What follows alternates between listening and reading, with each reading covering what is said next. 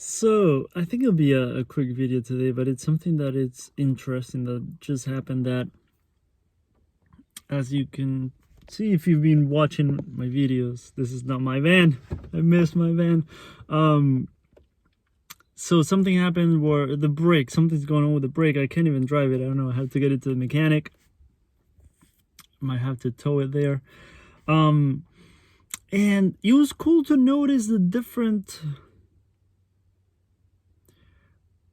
experience for me, because one thing that I wanted to talk about in this video is that it's cool to recognize, with compassion of course, what your maybe weaknesses are, what are the things that trigger you the most, things that you have most fear around. And I always say, for every human being, one of the biggest teachers when it comes to life, to our journeys, is relationships. Of course, relationships is where a lot of triggers come up, or a lot of wounds resurface, where fears, anxieties, and everything comes up with relationships. And another one that is a big one for me is money, finances. And it's cool to, what I was going to say, it's cool to recognize which ones are the ones that affect you the most, whether that might be, I don't know, which area of life: health, finances, relationships, career. I don't know. There's many possibilities, but for me, finances is a big one. And in the past,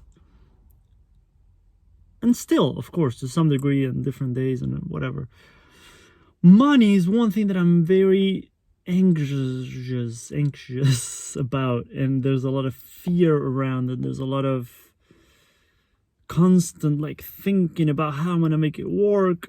And there's just a lot going on for me when it comes to money and finances. And every time that something like this happens, where now I have to take my van to the mechanic, I live in a place where mechanics are kind of expensive, and it's like, crap, I'm already in debt right now. I have to take my car to the mechanic. I know that in the past this would have triggered a lot of fear, a lot of frustration, a lot of, I don't know, maybe even anger, many things.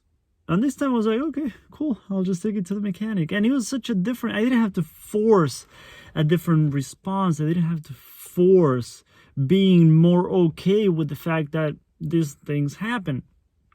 And it's not the end of the world. Money will come and I'll figure it out. And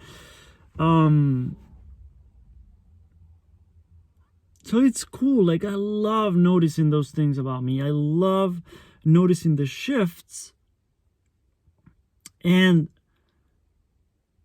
I'm not gonna say that it's all due to the meditation, because I don't know.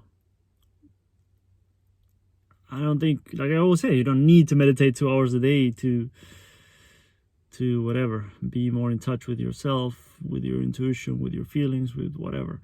And be more relaxed, more calm. You can get that by maybe 20 minutes a day, 15 minutes a day, who knows. But I think it's just the long journey I've been on of relaxing my body, my nervous system, and self-love and self-acceptance, self-compassion, and everything helps in some way. I think there's another mistake, maybe I'll call it, in self-development, thinking that, oh, this got me that, or for this you need that. We don't know the benefits of self-love. It's not that direct. It will affect in some kind of way every single fucking area of your life. There's no doubt about it. Being able to relax your body and your nervous system when you're experiencing things that maybe triggered you in the past, that will, over time, I can almost guarantee that will over time shift things for you. So I would say, based on what's going on with me right now, and looking back and seeing what I've learned from all these things, is to first maybe figure out what things affect you the most. Is it finances? Is it relationships? Is it health? Is it whatever? Then, with compassion, of course, every time that that comes up, realize that that's not life punishing you. That's not God or life or the universe or something punishing you and trying to teach you a lesson through punishment. That's a very outdated belief. Very outdated belief. Realize that it's an opportunity for you to approach this experience a little differently. And like I was saying, maybe see how you can apply more self-acceptance, more self-compassion, more forgiveness if you need to, more self-love. See how you can relax your nervous system through it. And please remember that, like I said, it's not a punishment. It's like if life gives you a test, if you're in high school or college and you have a test and you take it, and maybe you don't do that well, or you're not that excited or happy about how you did, and you need to take it again eventually, that's not a punishment. It's just another opportunity, an extra opportunity. It's beautiful. It's beautiful. I know that in the future I'll have more expenses like this and more things that will happen and more experiences that will teach me a lot. And same thing, is not a punishment. It's not, there's so much talk around karma and whatever, and I know I promised you I'll make a video on that, and I will.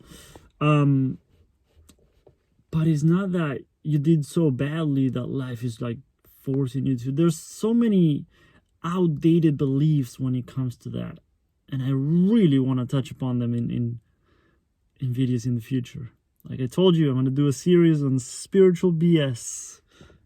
That's spiritual belief systems. I'm not saying it's not bullshit, it's BS. But just realize it's just a new opportunity. And that's beautiful. There's nothing negative about that. There's no punishment. There's no, I don't know. It's just beautiful when you think about it that way. It's just a new opportunity. Even if you do something really well, the next time you do it, that's a new opportunity. So there's no negative connotation behind it. I don't know. I'm just rambling right now, all over the place, I guess. But I just wanted to share that. Feeling good. Feeling good today. How about you?